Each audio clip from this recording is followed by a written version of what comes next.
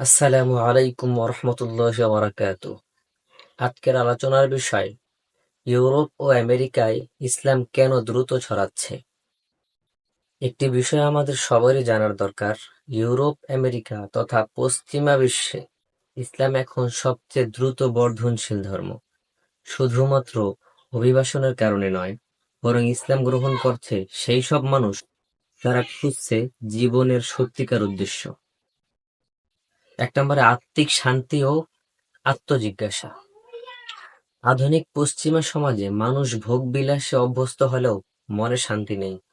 জীবনের ব্যস্ততা, হতাশা ও আত্মিক শূন্যতা অনেককে ইসলামের দিকে টেনে নিচ্ছে, কারণ ইসলাম মানুষকে দেয় পরিষ্কার একটি উদ্দেশ্য, শান্তিপূর্ণ জীবনযাত্রা ও আত্মার পরিপূর্ণতা। ২ নম্বরে কোরআনের বুদ্ধিভিত্তিক দিক।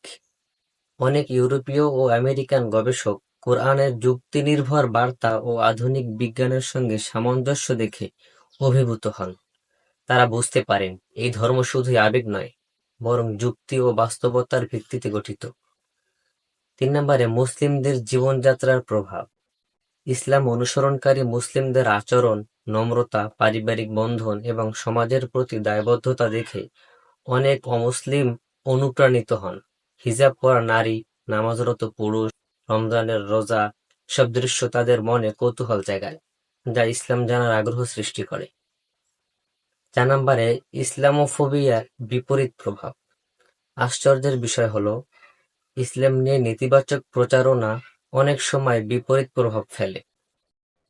অনেকে ইসলাম আসলে কি তা জানার জন্য কোরআন পড়ছেন, আর তাতেই তাদের সত্যের আলো দেখতে পান।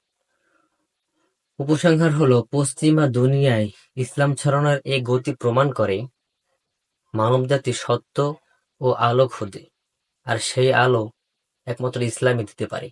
আসুন আমরা সবাই ইসলামের সৌন্দর্য নিজেদের জীবনে ধারণ করি এবং অন্যদের কাছেও তা তুলে ধরি উত্তম ব্যবহারের মাধ্যমে।